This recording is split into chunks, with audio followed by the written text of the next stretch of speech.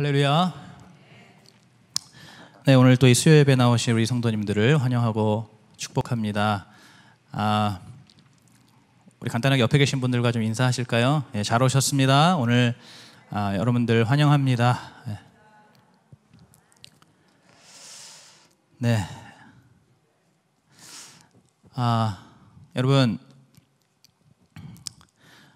오늘 여러분들의 얼굴 표정을 보니까 사실은 뭐 설교를 굳이 해야 하나 하는 생각이 듭니다. 왜 그러냐면 오늘 설교의 주제는 오늘 제목과 같이 믿음의 기쁨 이라는 주제를 가지고 설교를 하는데, 우리 여러분들의 표정에는 이미 기쁨이 충만하신 것 같아서 뭐 설교를 굳이 해야 하나 싶습니다. 내려갈까요?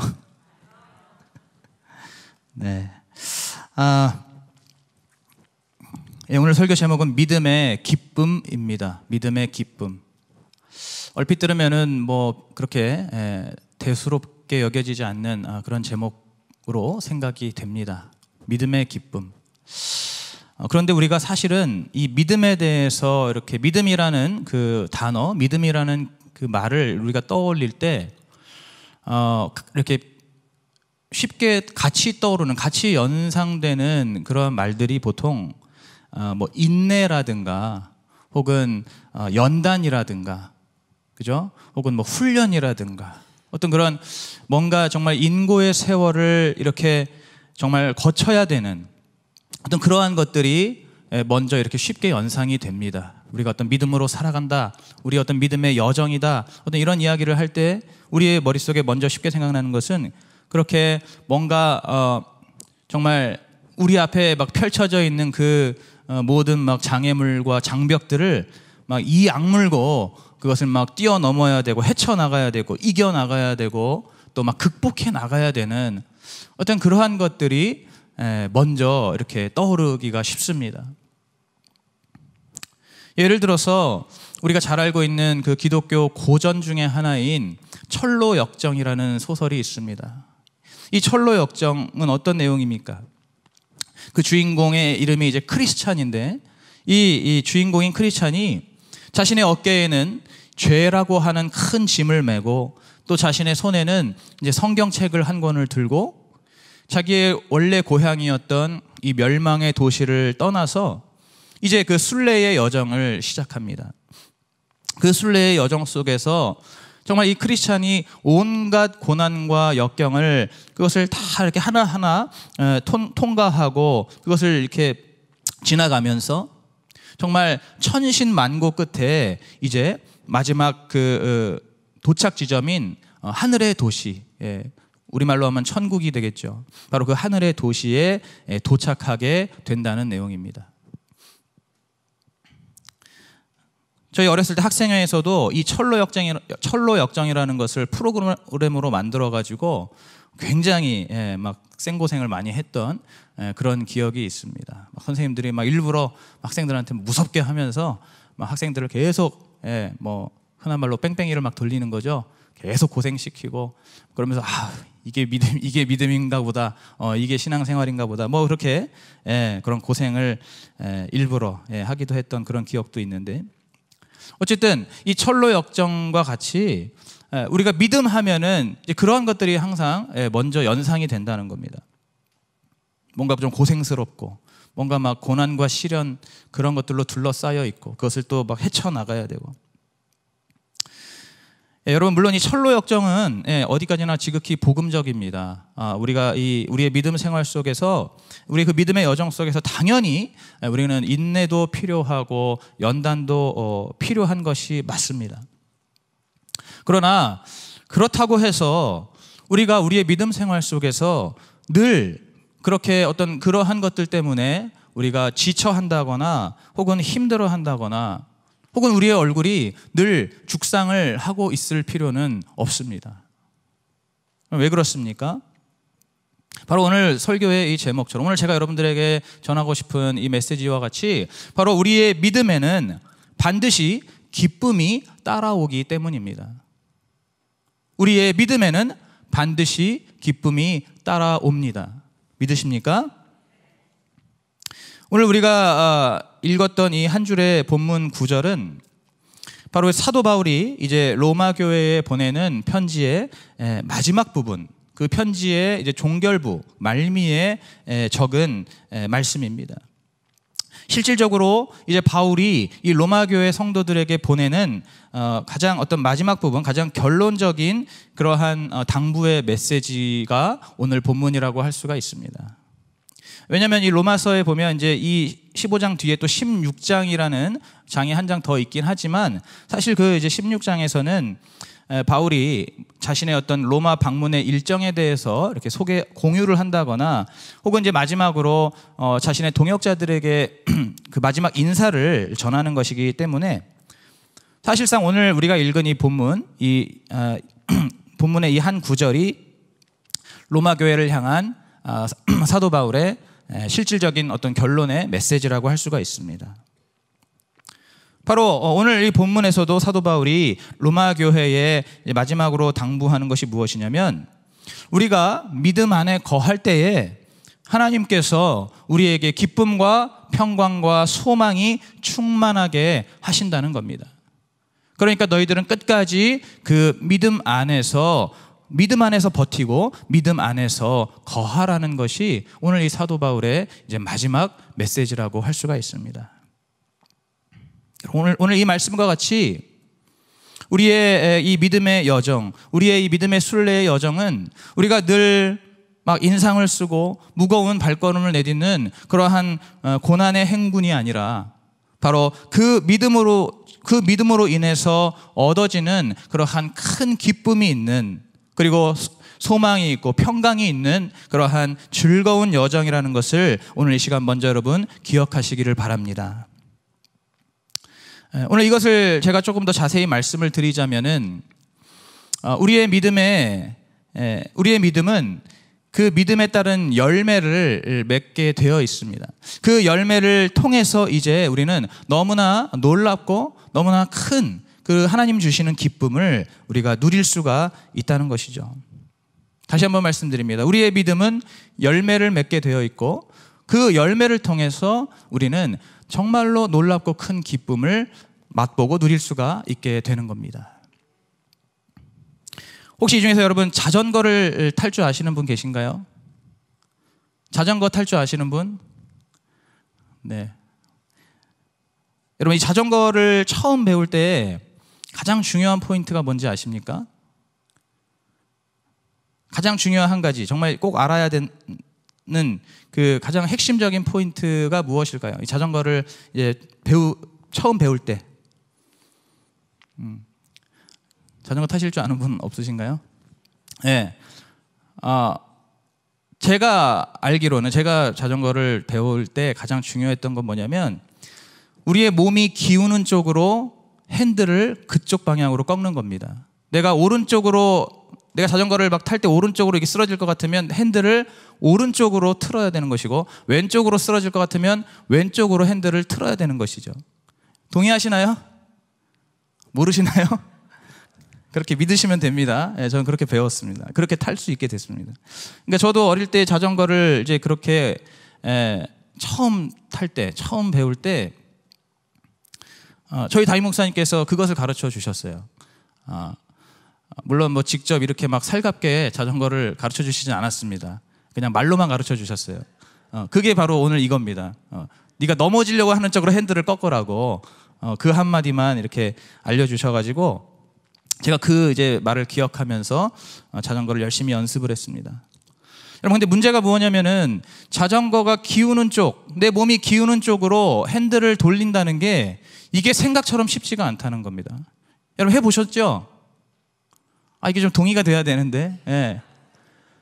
이 넘어지려고 할 때 그쪽으로 핸들을 꺾는 게 진짜 생각처럼 안 되거든요. 예, 이게 뭔가 그렇게 하면은 더 막 심하게 넘어질 것 같고 더 무당탕 넘어질 것 같고 막 그래서 겁이 막 덜컥 납니다. 예. 그래서 본능적으로 넘어지려고 하는 반대 방향으로 핸들을 자꾸 틀게 돼요. 그죠? 넘어지려고 하는 그 반대 방향, 왼쪽으로 넘어질 것 같으면 오른쪽으로 자꾸 핸들을 틀고 오른쪽으로 넘어질 것 같으면 왼쪽으로 핸들을 자꾸 막 틀게 됩니다. 혹은 이제 그 맞는 방향으로 핸들을 틀더라도 자신이 없어요. 그러니까 어설프게 조금 이렇게 핸들을 틉니다. 이거를 핸들을 사실은 확 틀어야 되는데, 결론적으로 확 틀어야 되는데 그러지 못하고 이렇게 어설프게 조금씩 튼다는 거죠. 그러니까 결국에는 어떻게 되죠? 계속 넘어지게 되는 겁니다. 내가 걱정했던 대로, 내가 예상했던 대로 그렇게 넘어지고 그렇게 쓰러지게 되는 겁니다. 이제 그러한 어떤 시행착오들을 계속해서 반복하다가 그런 시행착오 속에서 이제 단 한 번이라도 내가 그 머릿속에 알고 있는 이제 그 들었던 그 원포인트, 그 레슨, 그 원포인트의 가르침을 내가 정말 끝까지 한번 믿어보고 넘어지려고 하는 방향으로 이제 내가 핸들을 정말 과감하게 끝까지 탁 돌릴 때, 그때 정말 신기하게도 넘어질 것 같았는데 넘어지지 않고 앞으로 나아가는 것을 경험하게 됩니다.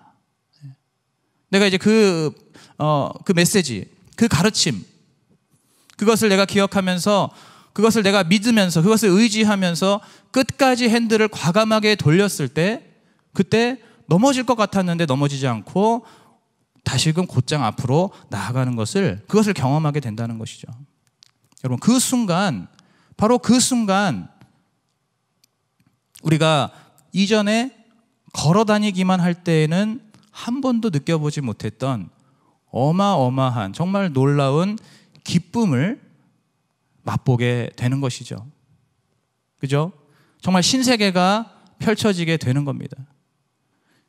그 자전거를 타고 내가 걸어 다닐 때와는 비교도 안 되는 그 빠른 속도로 시원한 바람을 맞으면서 그 자전거를 타게 되는 그러한 놀라운 기쁨을 맛볼 수가 있게 되는 것입니다. 여러분, 그리고 그 넘어지는 쪽으로 이제 핸들을 돌리는 어떤 믿음이 더 확고해질수록, 그리고 그 어떤 기술이 더욱더 능숙해질수록 이제 자전거를 더 잘 타게 되면서 이 자전거를 타는 그 기쁨은 계속해서 더 배가 되고 더욱더 그 자전거를 타는 기쁨이 풍성해지는 것입니다. 여러분, 제가 무슨 말씀을 지금 드리는 겁니까? 바로 우리의 믿음도 그와 같다는 겁니다. 우리가 하나님을 더욱더 신뢰하고 하나님의 말씀을 온전히 신뢰함으로써 그 말씀을 따라서 우리가 끝까지 정말 더 과감하게 우리가 행동하고 순종하면 할수록 그 믿음이 주는 열매를 우리가 그것을 누릴 수 있게 되고, 그 열매를 통해서 우리는 정말로 이전에 우리가 맛보지 못하고 누려보지 못했던 그 놀라운 기쁨을 우리가 얻게 된다는 겁니다. 여러분, 성경에서도 사실 그런 이야기들이 너무나 많이 있습니다. 그러한 예들이 너무나 많이 있습니다. 오늘 저는 여호수아가 백성들을 이끌고 가나안에 들어갈 때의 그 이야기를 좀 나누기 원합니다. 여러분, 여호수아와 이스라엘 백성들이 이제 처음으로 그 가나안을 눈앞에 두고 그들이 가장 먼저 해야 했던 일은 요단강을 건너는 일이었습니다. 하나님께서 이 요단강을 건널 때 그 넘실대는 요단 강물에 직접 발을 담그라고 말씀을 하셨죠. 명령을 하셨지요. 여러분, 그것이 절대로 쉬운 일이 아니죠. 막 물살이 넘실대고 있는데 당장 내 눈앞에서 그렇게 물살이 넘실대는 그 요단강을 향해서 과연 어느 누가 그렇게 쉽게 발을 내디딜 수 있겠습니까? 바로 거기에 필요한 것이 믿음이죠. 하나님께서 나에게 말씀하신 그 말씀, 그 명령에 내가 순종하는 그러한 믿음이 이제 그 순간에 요구가 되는 것입니다. 그 믿음이 필요하게 되는 겁니다. 바로 그런 그 믿음을 가지고 이제 그 이스라엘 백성들, 그들 중에 레위 지파, 제사를 담당하는 레위 지파가 하나님의 그 언약궤를 메고 제일 그 앞장서서 그 요단 강물을 과감하게 발로 밟았을 때, 그때 우리가 아는 대로 그 요단 강물이 갈라지게 되었습니다. 좌우로 요단 강물이 갈라지고 마른 땅이 드러나게 되면서 이 이스라엘 백성들, 여호수아가 이끄는 이스라엘 백성들은 바로 그 가운데 드러난 그 땅을 밟고 요단강을 건널 수가 있게 되었습니다. 여러분, 이 강물이 갈라질 때 여러분 그때 그 느껴지는 그 희열이 어떻겠습니까?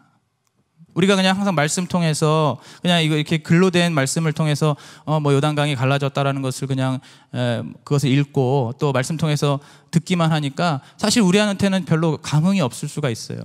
그러나 여러분 그 상황을 한번 우리가 우리의 상상력을 최대한 동원해서 한번 상상해 보자는 거죠.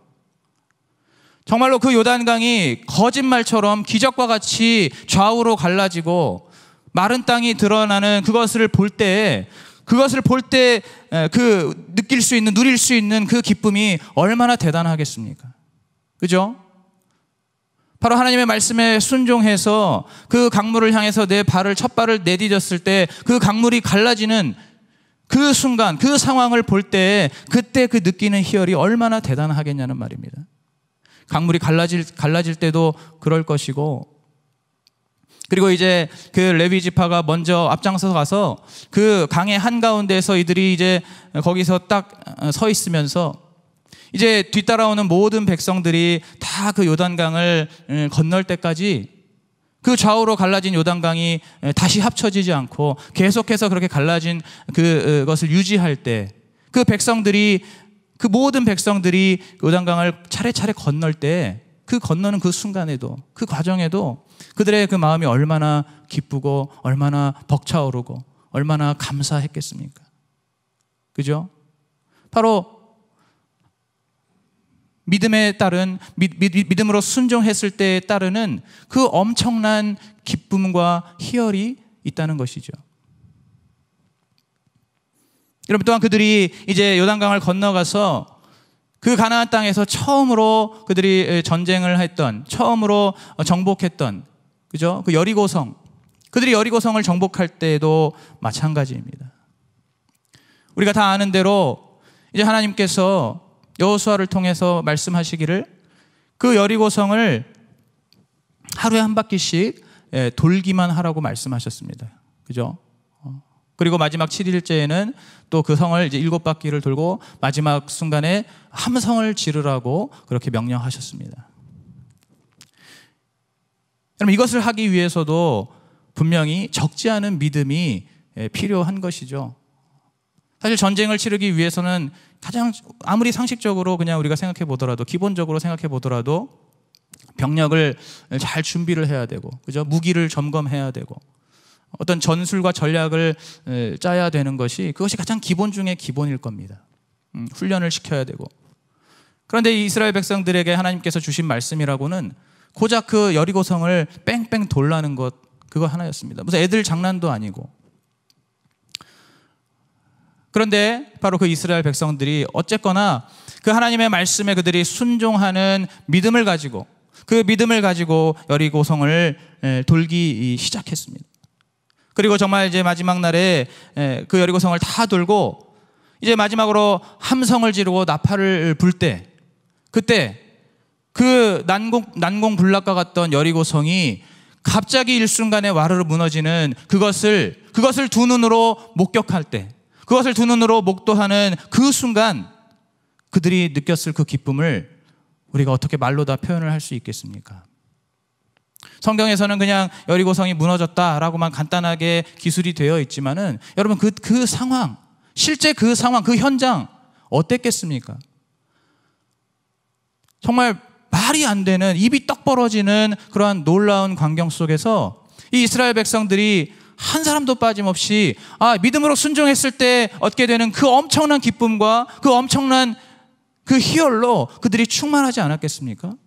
정말로 이렇게 했더니 저 여리고성이 무너지는구나. 우리가 지금 가나안 땅에 처음 들어와서 무엇을 어떻게 해야 될지 하나도 모르는, 정말 아무것도 알지 못하는 그러한 우리가 하나님 말씀에 순종해서 그 말씀대로 여리고성을 돌고 함성을 지르고 나팔을 불었더니 저 엄청난 성, 저 거대한 성이 이렇게 힘없이 무너져 내리는구나. 이것을 이들이 직접 경험할 때 그들이 얼마나 큰 기쁨을 느꼈겠습니까? 얼마나 큰 기쁨을 누렸겠습니까?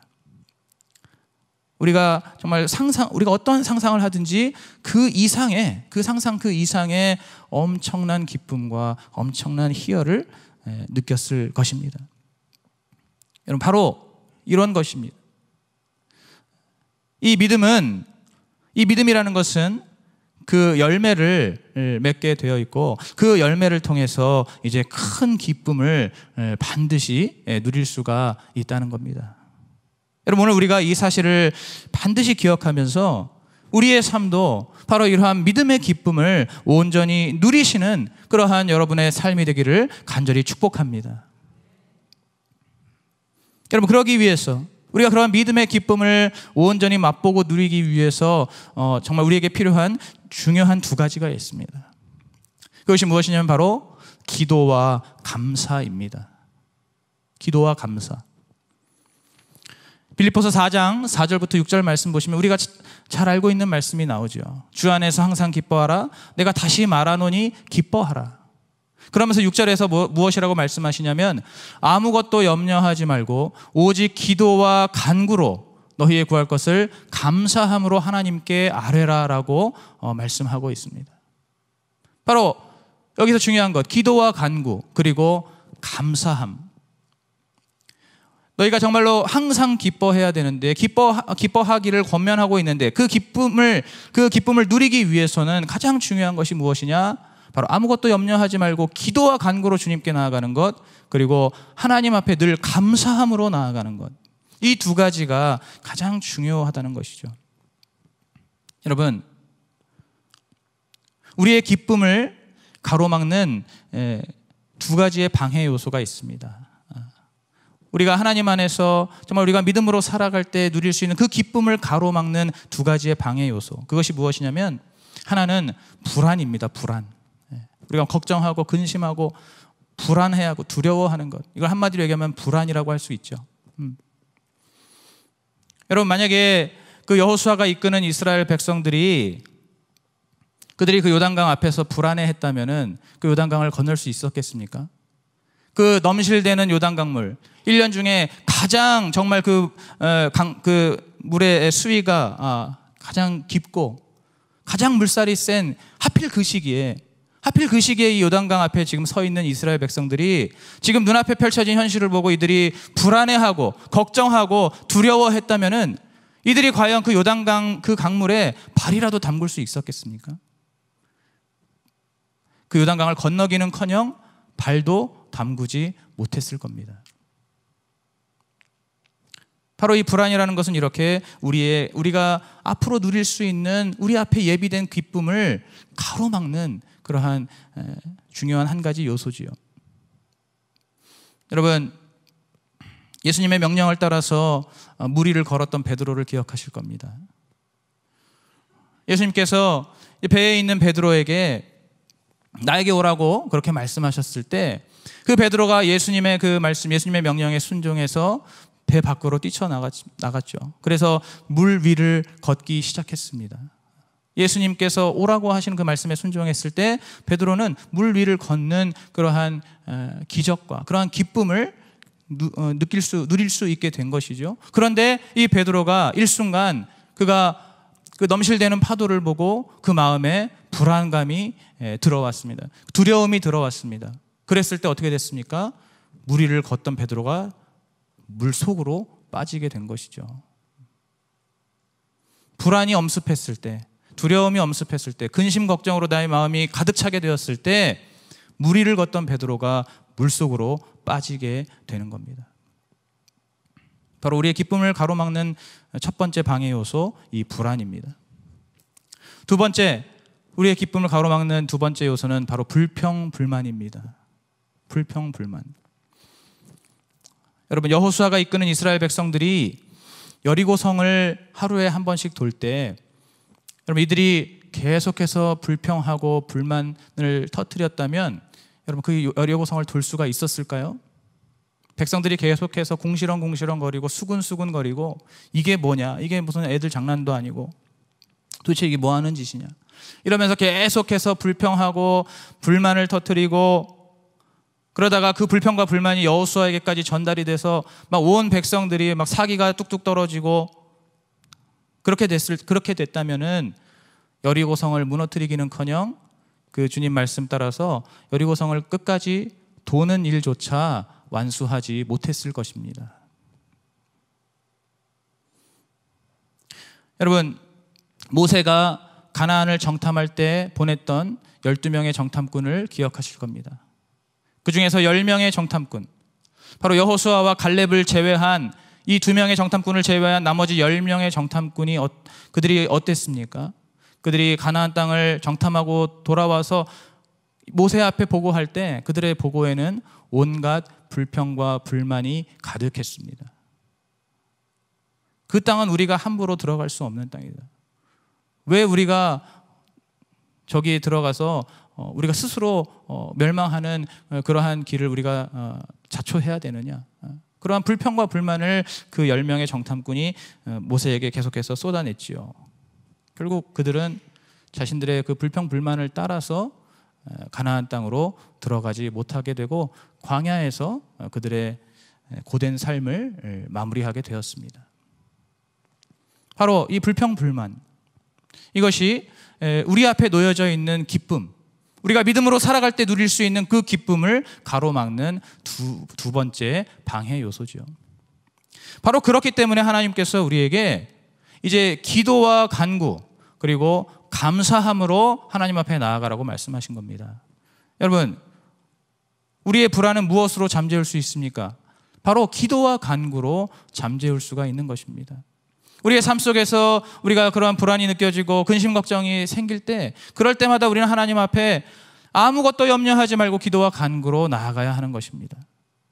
기도와 간구로 날마다 주님 앞에, 주님께서 이 모든 상황을 알고 계시고 주님께서 이 모든 상황을 통제하고 계신다는 것을, 이끄시고 계신다는 것을, 내가 그것을 믿을 수 있도록 주님 앞에 계속해서 기도하고 간구하면서 나아가는 것.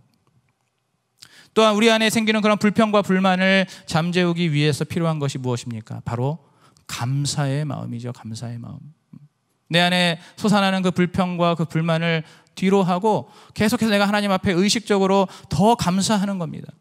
하나님께서 이 모든 상황을 알고 계시고 또 책임지실 것이라는 그러한 신뢰하는 믿음을 가지고 하나님 앞에 계속해서 감사의 고백으로 나아가는 것.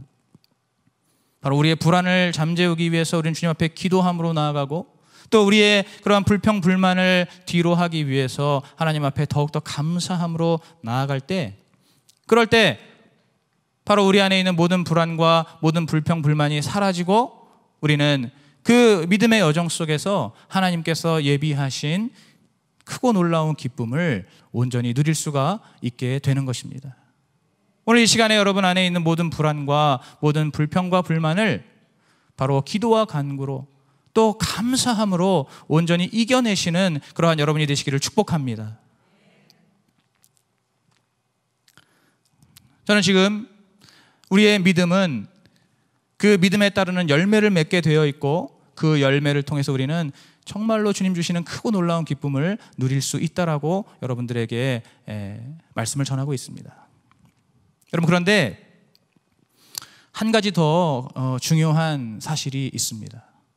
우리가 간과하지 말아야 할 정말 중요한 사실, 그것이 무엇이냐면, 때로는 우리가 정말로 온전한 믿음 안에서, 그 믿음 안에서 우리의 발걸음을 내디디면서 우리가 날마다 주님 앞에 기도하고 간구하고 또 주님 앞에 날마다 감사하는 그러한 삶을 사는데도 불구하고 때로는 우리의 믿음의 열매가 보이지 않을 때도 있습니다. 그렇게 정말 열심히 내가 믿음으로 하나님을 의지하고 신뢰하면서 한 걸음 한 걸음 살아가는데도 불구하고 그 믿음에 따라 나타나는 열매가 보이지 않을 때가 있다는 것이죠. 그래서 열매가 없는 것처럼 느껴질 때가 있다는 것이죠. 여러분, 그런데 중요한 것은 사실 정말로 진정한 믿음은 그러한 열매가 보이지 않는다 할지라도, 그러한 열매가 없는 것처럼 느껴진다 할지라도 바로 하나님 주시는 기쁨을 누릴 수가 있다는 것입니다. 여러분, 이러한 기쁨은 사실은 우리가 이러한 기쁨을 누리기 위해서는 그 기쁨에 대해서, 이 기쁨이 무엇인가에 대해서 우리가 먼저 좀 생각해 볼 필요가 있습니다. 이렇게 우리가 정말 믿음으로 살아갈 때에 우리가 누릴 수 있는 그 진정한 기쁨은 사실은 그것은 수동적인 기쁨이 아닙니다. 여러분, 수동적인 기쁨이라는 것이 무엇이죠? 그것은 내가 살면서 어떤 좋은 일을 만났을 때, 내가 어떤 좋은 일들을 경험했을 때, 혹은 어떤 좋은 자극을 받았을 때, 그때 느껴지는 어떤 그 긍정적인 감정, 그때 느껴지는 어떤 그러한 좋은 기분, 이것이 바로 수동적인 기쁨인 것이죠. 예를 들어서 내가 갑자기 뭐 돈을 많이 벌었거나, 그럼 이건 굉장히 좋은 일을 만난 것이지 않습니까? 갑자기 돈을 막 어디서 목돈을 내가 벌게 되었다거나, 혹은 정말 내가 어떤 정말 맛있는 음식을 이렇게 먹게 되었을 때, 정말 맛있는 음식을 내 입에 딱 넣었을 때, 그것은 좋은 자극이 지금 나에게 들어온 것이죠. 나의 혀가, 나의 미각이 굉장히 좋은 자극을 지금 딱 맞게 된 것이죠. 그때 느껴지는, 그때 누릴 수 있는 어떤 그러한 기쁨을 말하는 것이 아닙니다. 그것은 수동적인 기쁨, 그것은 어찌 보면 참 세상적인 기쁨, 또 굉장히 제한적인 그러한 찰나적인 기쁨이라고 할 수가 있죠. 여러분, 우리가 믿음 안에서 살아갈 때 우리의 그 믿음의 여정 속에서 우리가 열매가 없더라도 누릴 수 있는 그 기쁨은 바로 예수 그리스도의 이 구원의 복음, 이 복음이라는 그 샘물에서 우리가 길어 올릴 수 있는 그러한 영원한 구원과 승리의 기쁨입니다. 여러분, 이 복음의 샘물은 절대로 마르지를 않습니다. 우리를 구원하신 그 예수 그리스도의 그 복음, 주님께서 우리를 구원하시기 위해서 그 하나님의 아들께서 이 땅에 육신을 입고 오셔서 인간으로 33년의 삶을 참 인간으로 사시고 우리의 모든 죄를 대신 대속하시기 위해서 우리의 죄를 다 짊어지시고 십자가에 못 박혀 죽으시고 3일 뒤에 다시 부활하셔서 만왕의 왕 만유의 주가 되었다는 그 사실, 그것을 믿는 자들은 누구나 구원받고 누구나 하나님의 자녀로 거듭나서 누구나 천국의 소망을 가지고 영원한 생명을 기대하며 살아갈 수 있다는 그 복음, 바로 그 복음의 샘물은 영원토록 마르지 않기 때문에 언제든지 내가 원하기만 한다면 그 복음의 샘물에서 직접적으로 끌어올릴 수 있는, 길어 올릴 수 있는 그 기쁨이 바로 우리가 누릴 수 있는 참된 기쁨입니다. 여러분, 이러한 기쁨은 능동적인 기쁨이라고 할 수 있죠. 그냥 우리가 어떤 좋은 일을 당해야만, 좋은 일을 만나야만 그때 반응하는 그러한 수동적인 기쁨이 아니라 바로 우리를 구원하신 예수 그리스도의 그 복음의 샘물에서 내가 언제든지 길어 올릴 수 있고 언제든지 내가 그것을 마실 수 있는 그러한 마르지 않는 샘과 같은 그러한 기쁨, 그러한 능동적인 기쁨이 바로 주님께서 주시는 믿음 안에서 누릴 수 있는 참된 기쁨입니다. 여러분, 그렇기 때문에 이러한 기쁨은 세상 속에서의 지금 나의 현재 어떤 상태하고는 아무 상관이 없습니다. 이 세상 속에서의 내가 지금 갖고 있는 나의 감정과는 아무런 상관이 없습니다. 나의 재정, 나의 건강, 나의 어떤 그런 감정 상태, 이러한 것들과는 아무런 상관이 없이 내가 정말 지금 어떠한 상태에 있든 내가 어떠한 상황에 있든 내 영혼의 그 참된 기쁨은 내가 언제든지 길어 올릴 수가 있는 것입니다. 여러분, 삶 속에서 얼마나 이러한 기쁨을 여러분 많이 길어 올리고 계십니까? 여러분, 믿음의 여정 속에서, 이 땅에서의 순례의 여정 속에서 여러분 그 기쁨이 있다는 것을 여러분 얼마나 기억하고 얼마나 의식하고 살아가고 계십니까? 여러분, 그러한 기쁨의 그 샘물을 얼마나 많이 여러분 길어 올리고 그 기쁨의 샘물을 여러분 얼마나 많이 마시고 계십니까?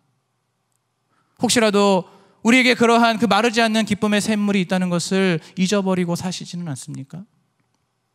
언제든지 내가 길어 올릴 수 있고 언제든지 내가 목마를 때마다 나의 목을 시원하게 축일 수 있는 그 예수 그리스도의 복음의 샘물에서 솟아나는 그 기쁨이 있다는 것을 혹시라도 잊어버리고 사시는 분들이 계시다면 오늘 이 시간에 바로 그 복음의 기쁨, 그 구원의 기쁨, 그 영생의 기쁨의 샘물을 다시금 길어 올리고 얼마든지 여러분들의 마른 목을 축이시는 그러한 여러분이 되시기를 주님의 이름으로 축복합니다. 여러분, 그렇기 때문에 우리가 잘 알고 있는 그 하박국 3장 17절에 그런 하나님을 향한 그 기쁨의 고백이 가능하게 되는 것입니다. 우리가 찬양으로도 많이 부르고 있는 그 기쁨의 고백, 우리가 다 알고 있죠. 그죠? 무화과 나뭇잎이 마르고 포도 열매가 없으며 또 감람나무 열매가 그치고 논밭에 식물이 없고 우리의 양떼가 없으며 외양간에 송아지가 없어도 나는 여호와로 즐거워하며 내 구원의 하나님으로 인해서 기뻐하리라. 바로 그러한 믿음의 고백, 그러한 기쁨의 고백을 선포할 수가 있는 것입니다. 우리의 삶 속에, 우리의 믿음의 여정 속에 눈에 보이는 열매가 없다 할지라도, 포도나무와 감람나무에 소출이 없다 할지라도, 나의 논밭에 식물이 없고 우리의 양떼가 없고 외양간에 송아지가 없고 나의 창고에 곡식이 없고 나의 은행 계좌에 잔액이 부족할지라도 우리는 언제든지 주님 안에서 주님을 즐거워하고 또 그 구원의 하나님으로 인해서 기뻐할 수 있는 우리 모두가 되기를 간절히 축복합니다. 여러분, 결론적으로 우리는 이 믿음의 열매를 그 믿음으로 살아갈 때 그 믿음의 열매를 통해서도 기쁨을 누릴 수가 있고, 또 설령 그러한 열매가 우리의 눈에 따로 보이지 않는다 할지라도 우리는 바로 이 복음의 샘물을 통해서, 우리를 구원하신 그 복음을 통해서 우리는 영원한 구원의 기쁨을 누릴 수가 있다는 것, 이것이 바로 가장 중요한 결론입니다. 여러분, 이것을 믿으시기 바랍니다.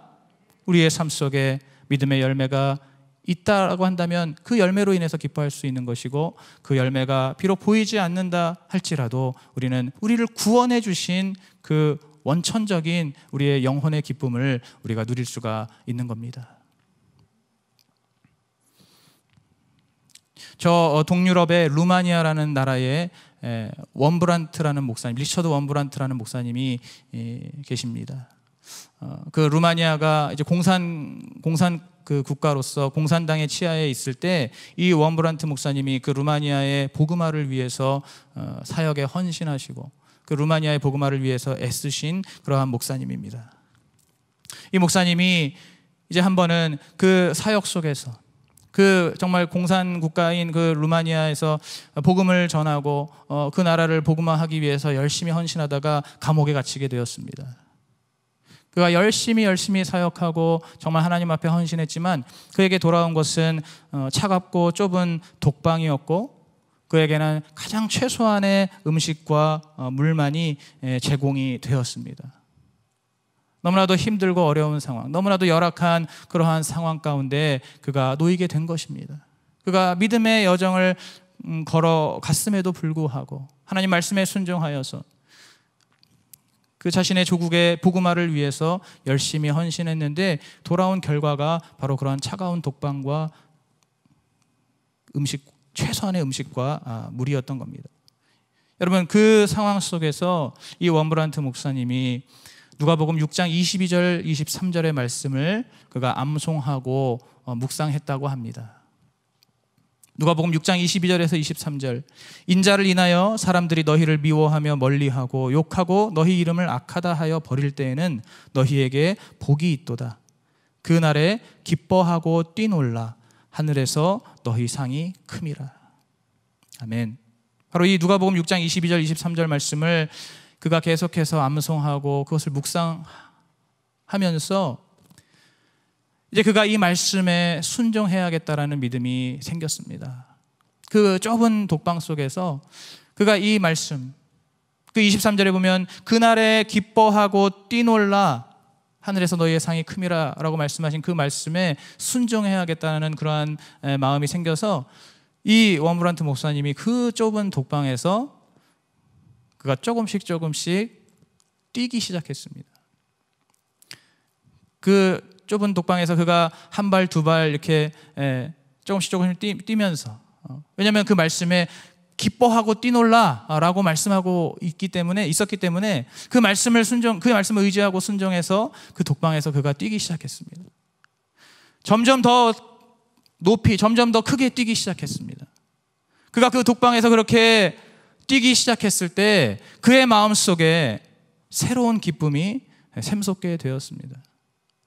지금 상황은, 우리 눈에 보이는 상황은 너무나 기가 막히고 너무나 열악한 말도 안 되는 그러한 상황인데 그 독방 속에서 이 목사님이 뛰기 시작했을 때, 그 말씀에 의지해서 그가 뛰기 시작했을 때 그의 마음속에 새로운 기쁨이, 큰 기쁨이 점점 솟아나더니 그가 그 기쁨을 주체하지 못하여 그 감옥 속에서 더 크게 계속해서 말씀을 의지하여 그가 뛰기 시작했습니다.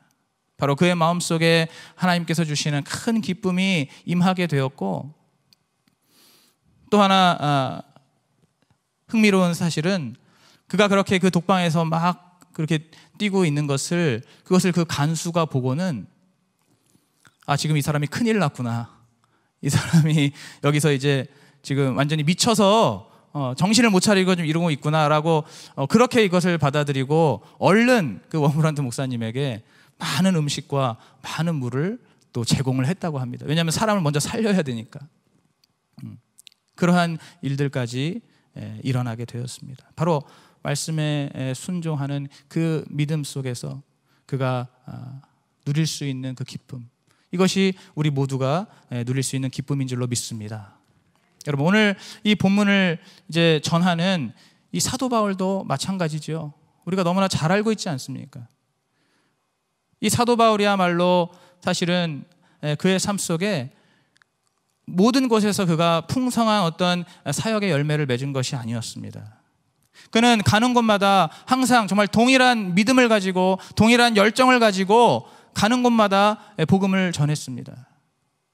그런데 그 자신의 그 믿음만큼, 그 열정만큼 모든 곳에서 똑같이 열매를 맺은 것이 아니라는 것이죠. 예를 들어서 갈라디아나 데살로니가나 에베소 같은 곳에서는 정말로 허다한 무리가 그 복음 앞에 모여드는 그런 엄청난 부흥의 역사를 그가 경험하기도 했지만은, 반면에 아덴과 같은 곳, 그리고 사도 바울이 처음으로 전도 여행을 떠났던 그 구브로 섬과 같은 곳에서는 예상외로 굉장히 적은 수만이 그 복음에 관심을 보였습니다. 굉장히 적은 수만이 예수님을 믿게 되었습니다. 그럼 더군다나 우리가 다 아는 대로 이 사도 바울은 그 사역 내내 정말 말로 다 할 수 없는 온갖 수고와 고생을 했습니다. 감옥에도 갇히고 또 매도 수없이 맞고 또 정말 여러 번 죽을 위기를 넘기는 등 그의 삶은 정말로 늘 고난과 시련의 연속이었습니다. 그래서 고린도후서 11장 23절에서 27절에서 그가 말하고 있지 않습니까?